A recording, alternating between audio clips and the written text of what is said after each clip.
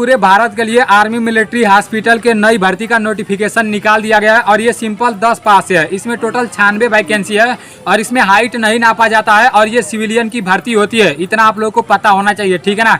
इसमें वर्दी नहीं मिलता है लेकिन इंडियन आर्मी के साथ रहकर ये लोग काम करते हैं। मैं बहुत बार पहले भी बता चुका हूँ।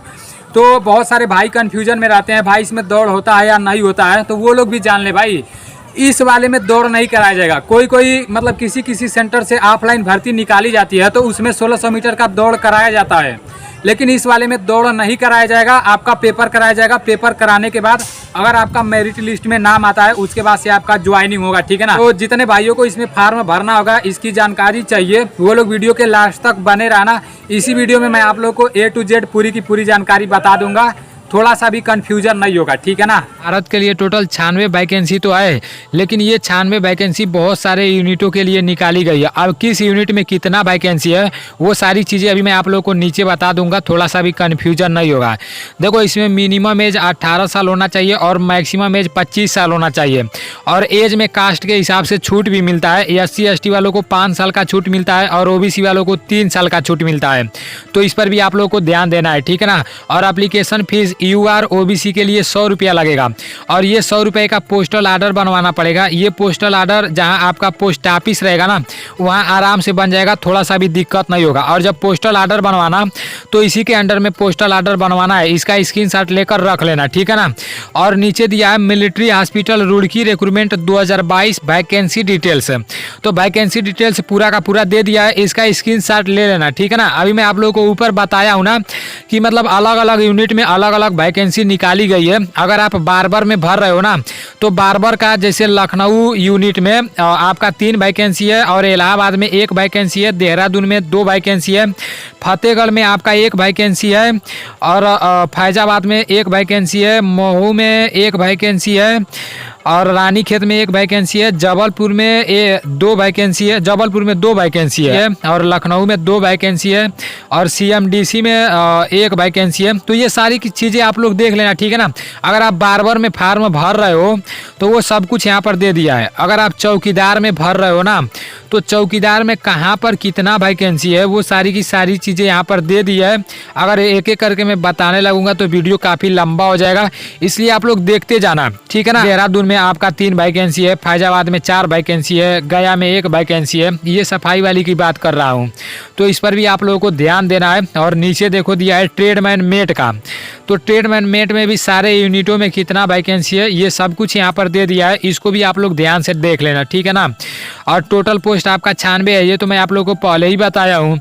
अब बात कर लेते हैं, जैसे अगर आप बार्बर में भर रहे हो तो 10 पास होना जरूरी है और अगर आप चौकीदार में भर रहे हो तो इसमें भी सिंपल 10 पास मांगा है, आप लोग देख सकते हो। अगर सफाई वाली में भर रहे हो तो इसमें भी सिंपल 10 पास मांगा है। अगर ट्रेडमैन में भर रहे हो तो इसमें भी सिंपल 10 पास मांगा है। सारी की सारी भर्तियां सिंपल 10 पास है। और देखो यहाँ साफ साफ दे दिया है, जो प्रश्न पूछा जाएगा वो हिंदी और इंग्लिश दोनों में पूछा जाएगा। ऐसा नहीं है कि सिर्फ इंग्लिश में पूछा जाएगा, नहीं तो सिर्फ हिंदी में इसका पेपर होगा। अगर आपको हिंदी आता है तो हिंदी में दो, अगर इंग्लिश आता है तो इंग्लिश में दो। और देखो ज़्यादा हार्ड लेवल का नहीं पूछा जाएगा, मतलब हाई स्कूल के लेवल का पूछा जाएगा। अगर 10 अच्छे से पढ़े रहोगे तो हो सकता है आपका पेपर निकल जाए, चाहे बार्बर में फार्म भर रहे हो, चाहे चौकीदार में फार्म भर रहे हो, चाहे सफाई वाली में भर रहे हो, चाहे ट्रेडमैन मेट में भर रहे हो। और क्या क्या पूछा जाएगा वो भी यहाँ पर दे दिया है, तो इसका आप लोग स्क्रीनशॉट ले लेना, ठीक है ना। और ये फार्म भरने के बाद कहाँ पर भेजना है वो भी यहाँ पर दे दिया है, तो इसका भी आप लोग को स्क्रीनशॉट ले लेना है। देखो जगह का नाम दे दिया है उत्तरा, देखो यहाँ पर दिया है दो application should be address to headquarter central command, और ये कुछ कोड दिया है और यहाँ लिखा है military hospital Roorkee, district Haridwar Uttarakhand, pin code है 24767। तो यहाँ पर इस फार्म को भेजना है, ठीक है ना। जो भाई टेलीग्राम ग्रुप नहीं ज्वाइन किए हैं वो ज्वाइन कर लेंगे। टेलीग्राम ग्रुप नीलेश ब्लॉग के नाम से है, उसका लिंक मैं डिस्क्रिप्शन में भी दे दूंगा और फर्स्ट कमेंट में भी दे दूंगा। जिस दिन से इसका फार्म भराना चालू हो जाएगा उसी दिन मैं उस फार्म को उस टेलीग्राम ग्रुप में भेज दूंगा, ठीक है ना। कुछ भी था मैं आप लोगों को सारी चीजें बता दिया हूँ। जिस दिन से इसका ऑफलाइन फार्म भरना चालू हो जाएगा उस दिन से 45 दिन तक इसका फार्म भरा जाएगा। और अभी ये डेट डिसाइड नहीं किया गया है कि कितने तारीख से इसका ऑफलाइन फार्म भरना है। जिस दिन से फार्म भरा जाएगा उस दिन मैं फार्म भी दे दूंगा, और किस तरह से फार्म भरा जाएगा ये भी मैं आप लोग को बता दूंगा, ठीक है ना।